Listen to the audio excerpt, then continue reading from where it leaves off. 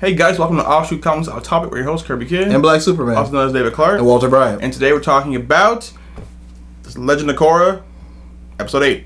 Aired last night. Also known as Korra returns to the Korra we all knew. Yeah, being captured easily.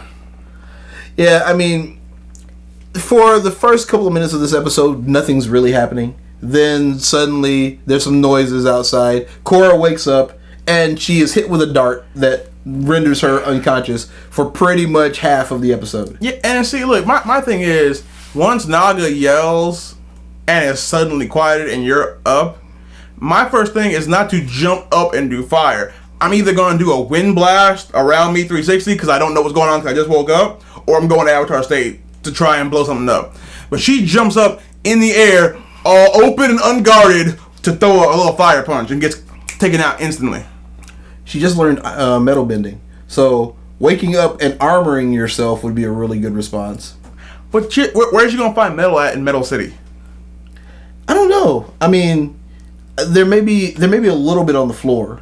Right. Or the bed. Or the ceiling. It's not like or the walls. Or, everywhere, because it's Metal City. Yeah, I mean, it's not like she could have just maybe, I don't know, instead of jumping out of bed, she could have, I don't know, like moved her foot, knocked it down, made her earth walk over the window. I mean, you wouldn't do that. You wouldn't block the entry point. Other people trying to hurt you. Korra, stop it. Stop it. This is embarrassing. And then I heard at the Comic-Con panel yesterday that there was some screenshots of her being like completely locked down, like muzzled and totally chained so she can't move. That's like what, four or five times she's been captured? Let me guess. She could lose her bending this time too. Well, why not? I mean, she's lost her bending at least once every season, so yeah. Why not? Yeah. So I mean, but Bolin to win. He was in it again. He took out Sparky Boom Boom Man's granddaughter or daughter or whatever. He was like, "Bam! I did it because I'm Bolin, and Bolin wins." That's what he does. Mako was useless as usual. First of all, no lightning. We know he can do lightning. We know he can. Yeah. I bet you they can't block lightning.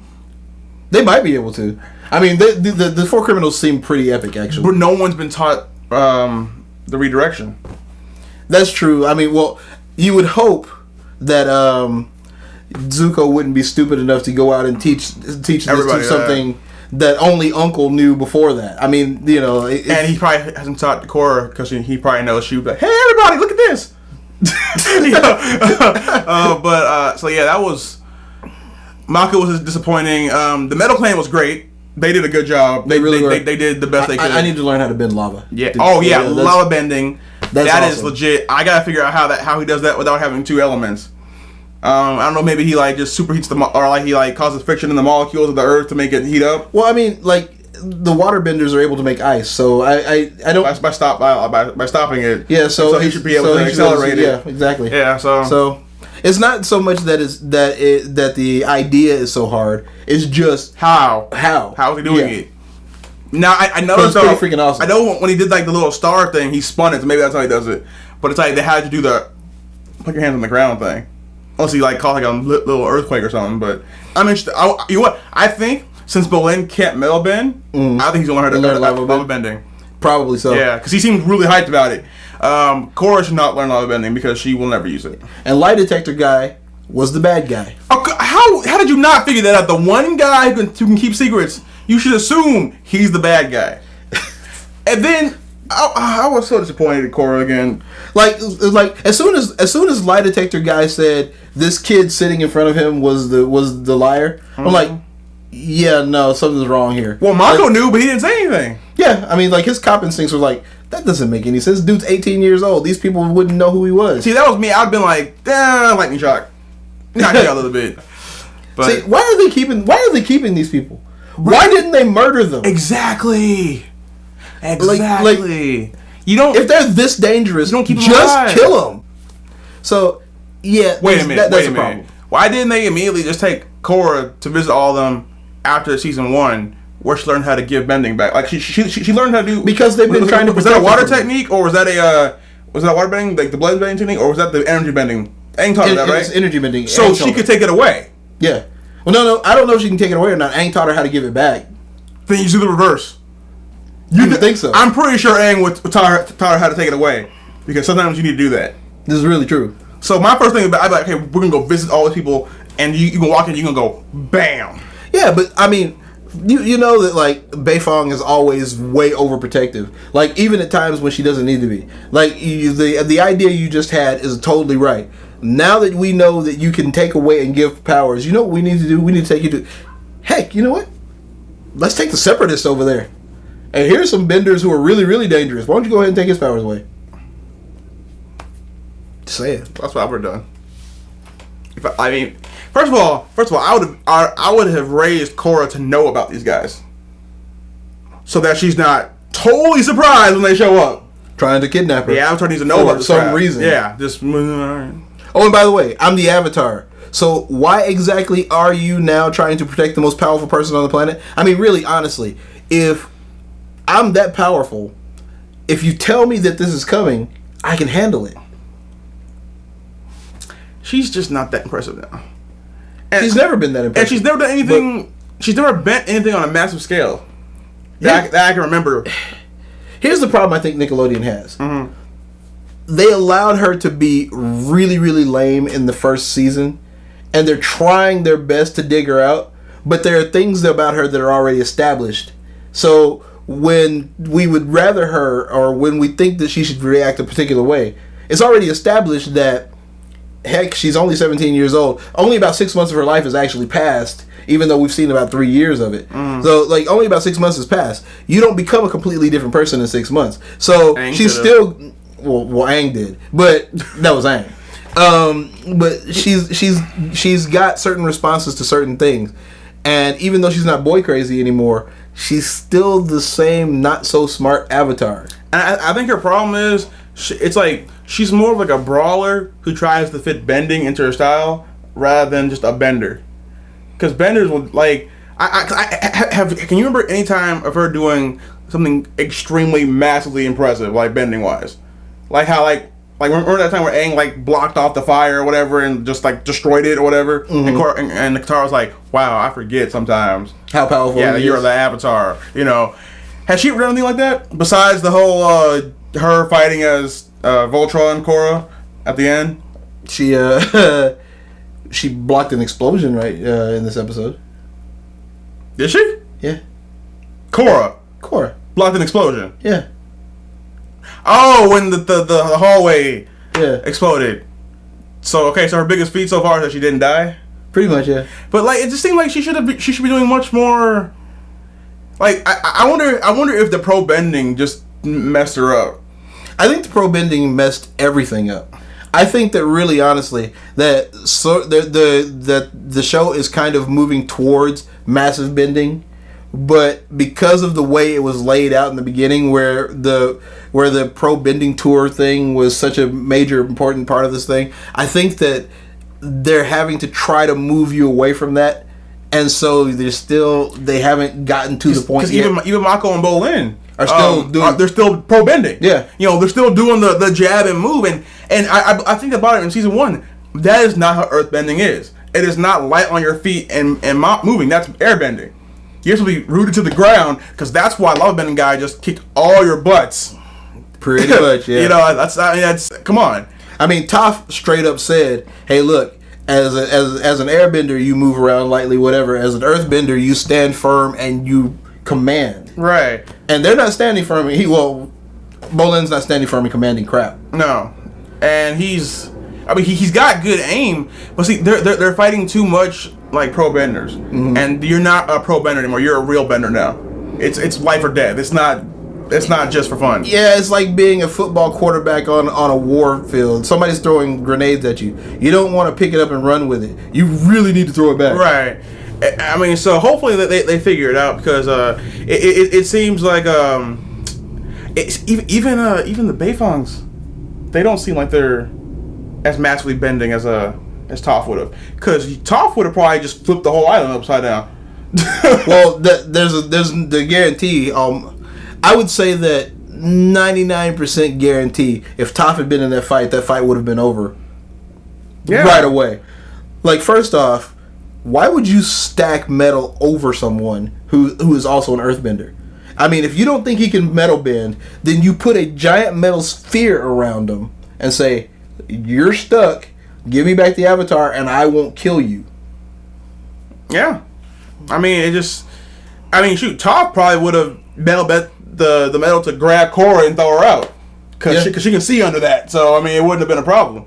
But I think they've been too refined. And if you notice, every season, the quote-unquote advanced benders, like the top of their field, are getting wrecked by these people who are old-time bending. Mm-hmm. I mean... Because the old-time benders are just fighters. Yeah. It's the difference between, like, a samurai and an MMA fighter. MMA is cool to watch, but a samurai would kill him. Yeah. Easily. And then, like, think about it, like the 4 bender villain guys. They've been locked away for 13 years, and they're still better because they're still in the old ways of bending, where you just win.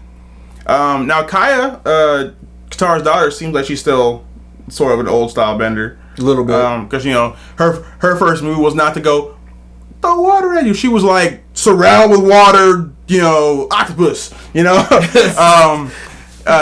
don't know about Tenzin. He's too intellectual. Yeah. Like, he is so busy trying to be dignified that you haven't seen him do anything. Whereas his son, on the other hand, he's like, taste my fury.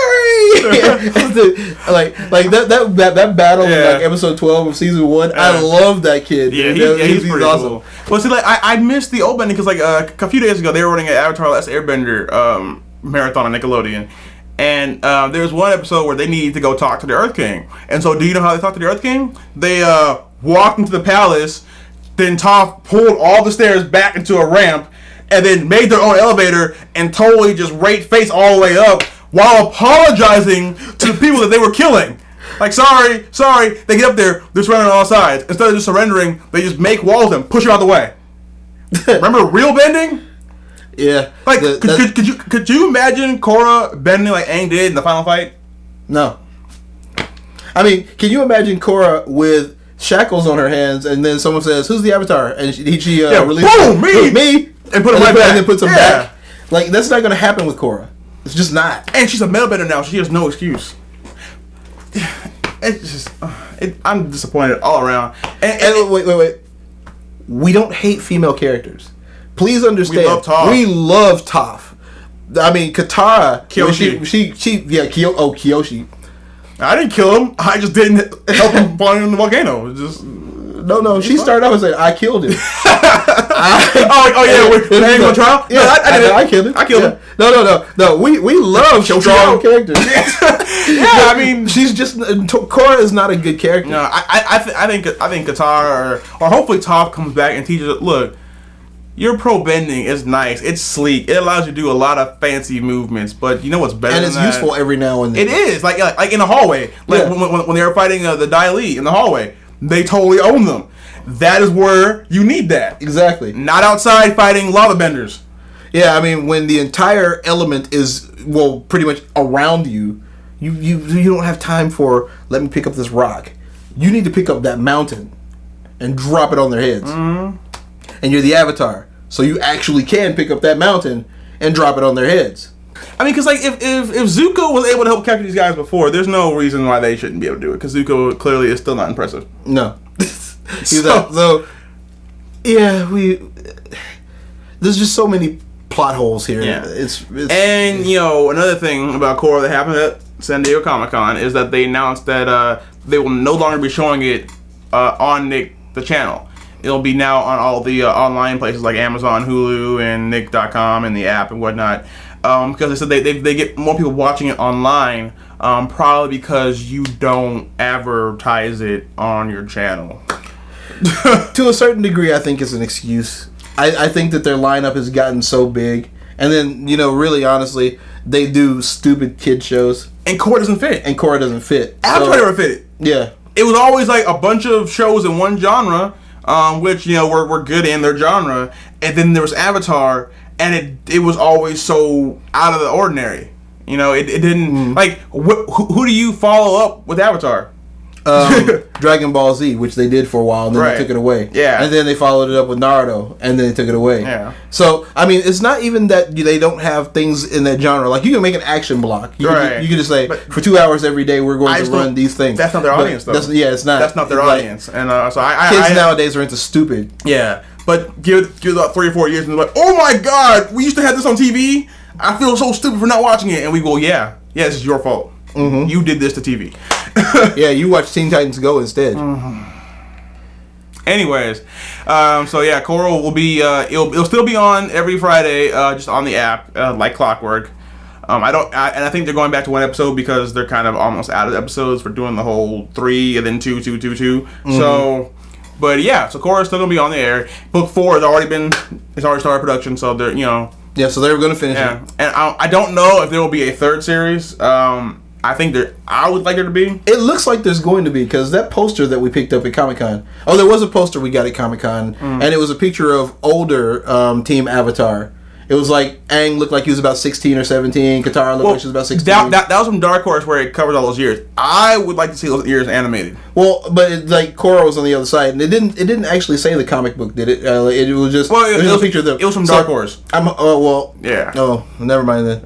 I had But, some hope that. I maybe mean, it was I Dark would Horse. like to see Dark Horse animate those years though, or Nickelodeon animate those years from the Dark Horse comic. Yeah, like I'd or like to do know. it. See, what I think would be really cool is if they did like a real future Avatar where it was like technology, like we have technology, and then an Avatar trying to bring back the old ways of bending because you've gotten so far into tech you forgot your spiritual side, and now the spirits are running amok and you're trying to kill them with a gun. It's not gonna work. It might work. I don't know. I don't think metal's gonna hurt a see-through spirit. It might. I've seen Ghostbusters. But I mean, I like it. I would like to see the conflict between modern day and bending. That'd be kind of cool, or even in the future or something. Plus, there'd be so much metal. Pretty much nothing else. Toph would be a god. She'd be dead though. You don't know that. You don't know that. Toph can will herself to live 1,000,000 years. Toph maybe could. And don't the you Avatar doubt, couldn't don't you though. doubt, well, yeah. Well, not Korra. Definitely not Korra. Like Kyoshi might actually still be walking around. She may have. I think Kyoshi lived to be 270. Yeah, Kyoshi may still be walking around. She may have just given over the Avatar and been like, "Yeah, I'm still here though. That's cool. But, come back to me whenever you feel like it." Right, but so yeah, that's episode 8 of Korra and what happened at Comic-Con. Obviously, we went off topic, but that's what we do here. Until next time, we've been your host, Kirby Kid. And Black Superman. See you later, guys.